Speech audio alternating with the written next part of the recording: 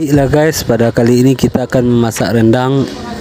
Kita akan membeli bumbunya dan akan kita masak.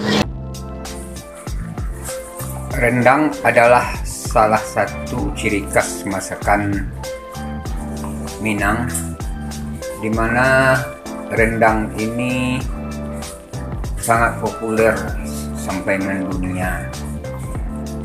Sebelum kita membuat rendang, tentu kita harus menyiapkan bumbu yang berkualitas tinggi dan alami, yaitu bumbu banyak tersedia di pasar bawah Bukit Tinggi, tepatnya di Jalan Abu Bakar, yang dijual oleh Ibu Salmi di depan toko Sabang Merauke.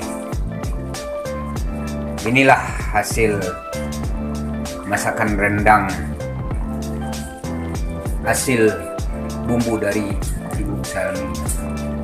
Aduh, enaknya guys, belum masak sudah bangkit selera kita melihatnya.